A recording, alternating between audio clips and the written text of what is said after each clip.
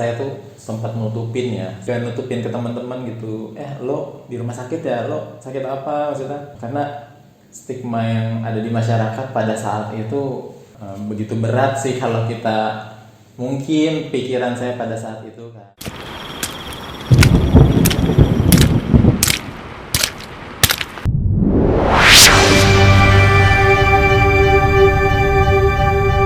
Ada beberapa teman saya tuh langsung nelfon, lu kenapa? Lu sakit atau lu lagi bantu-bantu apa gimana?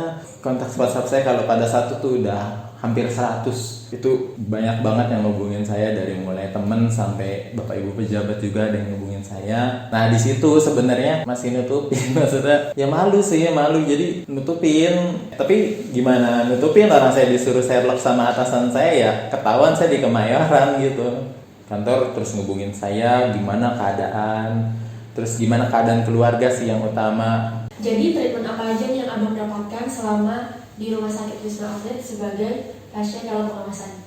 Boleh cerita kita nih bang? Treatment yang dilakukan oleh rumah sakit adalah yang pasti memantau keadaan pasien, keadaan saya sendiri pada saat itu.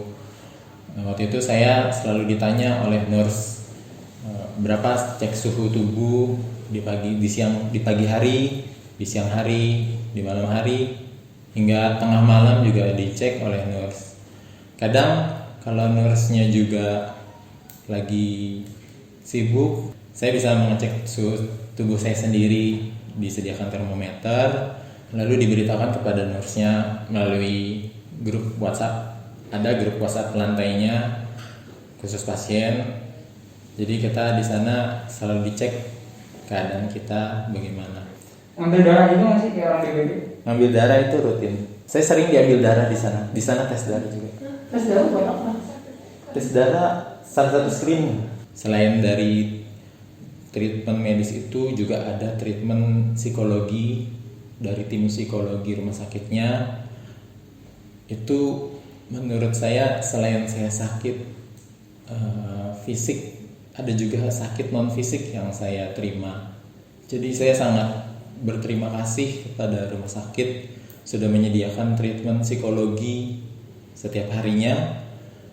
Itu sangat membantu karena yaitu tadi saya bilang ada sakit non fisik yang kita terima. Mungkin sejak saya ditetapkan dirawat di rumah sakit, ya adalah beberapa hal yang membuat saya agak sedih, terutama bagaimana pandangan teman-teman saya di awal-awal dan juga pandangan dari masyarakat.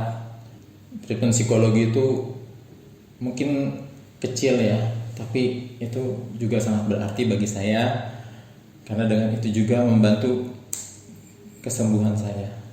Sebenarnya kegiatan apa aja sih yang abang lakukan tiap harinya? Ada jam untuk olahraga kah? Atau untuk dokternya berapa kali visit dalam sehari atau dalam berapa hari? Baik izin, hari pertama saya kebetulan masuk malam ya, jadi belum ada kegiatan apa-apa, hanya saya ada keluhan dan itu sudah diberikan obat oleh dokternya. Mulai saat itu pengawasan diberikan kepada pasien-pasien yang ada keluhan, walaupun dari ringan sampai sedang ya, saya mengalami semua itu. Kadang ada yang ringan, kadang ada yang hampir sedang. Itu tetap diawasi oleh dokternya. Setiap hari dokter melakukan visit ke kamar pasien. Tapi kamu nggak interaksi sama kamar lain atau nggak boleh keluar kamar? Iya, ketika sudah dinyatakan PDP kita boleh interaksi. Kebetulan bulan puasa ya kemarin ya. Jadi sebelum bulan saya tuh antara sebelum bulan puasa sama setelah bulan puasa. Jadi sebelum bulan puasa itu masih ada kayak senam ringan. Kita boleh ke rooftop untuk berjemur tiap pagi. Kan sempat kali itu posting-posting. Oh iya. Jendela, langit apa. Nah itu maksudnya berarti megang HP apa segala macam. Jangankan megang HP, saya tuh bisa pesan GoFood. Terus buat driver mau ngambil ke Wisma Atlet ngantar. Ada protokolnya. Itu boleh nggak? Resmi nggak maksudnya? Boleh. Soalnya satu lantai itu banyak teman lah seusia saya ya, anak-anak ya seumuran saya. Jadi kadang tuh kita bosan sama masak, tau lah makanan rumah sakit tuh kayak gimana gitu. Ya akhirnya kita diperbolehkan makan, kita juga boleh kita boleh dikirim makanan. Tapi kalau saya sih karena rumah saya kebetulan jauh ya di Depok. Kalau Wisma Atlet kan di Kemayoran, jadi saya GoFood. Tes swab rasanya gimana nih? Oh ini sih pengalamannya kalau tes swab tuh jangan sampai deh ya ngalamin. Ya kalau memang itu diperlukan untuk pemeriksaan yang memang harus diikuti ya harus diikuti tes swab. Tapi kalau sebisa mungkin makanya kita tetap jaga kesehatan, jangan sampai kita ke tahap tes swab karena itu sakit banget. Yang saya 4 kali swab, tetap walaupun di keempatnya itu tetap sakit gitu. Yang keempat setelah isolasi itu di rumah sakit dekat rumah di RSUI. Itu emang diwajibkan? Itu dilaporkan sudah wajib sih. Dimasukkan kayak Sampai sini kawat bentuknya nih. karton bat raksasa sih. Yang pasti itu karton bat ukuran besar itu Dan dimasukin. Sampai di swab kedua tuh saya kayak malas gitu maksudnya.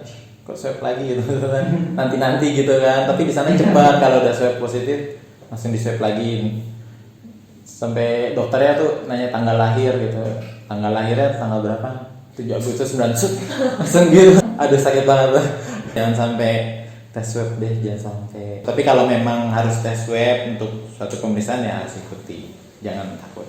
Ini karena pengalaman saya aja tidak semenakutkan itu sih perawatan, karena kita dirawat itu ya kita tujuannya adalah untuk sembuh gitu. Karena kalau kita sakit kita menularkan kan justru nanti berakibat buruk juga pada yang lain gitu.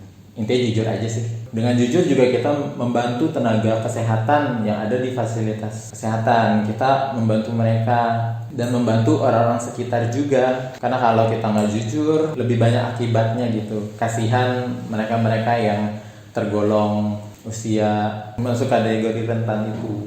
Ada perubahan nggak sih dari sehat-sehat aja terus benar kena terus setelah sembuh apa yang berubah? Sebenarnya aku masih gini-gini aja sih, tapi pola pikir aku terhadap penyakit itu jadi berubah gitu, bahwa semua orang mungkin bisa terkena penyakit gitu. Bahkan termasuk orang yang suka olahraga sekalipun kita nggak bisa menjamin bahwa kita tidak akan kena virus. Dan utamanya tadi lebih dekat dengan Tuhan, karena ya berterima kasih, alhamdulillahirabbil alamin, thanks God, thankful for give me another chance. Ini titik balik kehidupan saya untuk bisa menjadi lebih baik dan bisa lebih dekat dengan Tuhan. Untuk masyarakat, teman-teman ya, apabila ada gejala maka tidak perlu takut untuk memeriksakan diri ke fasilitas kesehatan, atau sebisa mungkin untuk melakukan isolasi mandiri apabila sudah merasakan gejala-gejala yang mungkin tadi didengar dari saya itu. Tetap jaga jarak, tetap menggunakan masker, dan tetap ikuti arahan pemerintah. Dan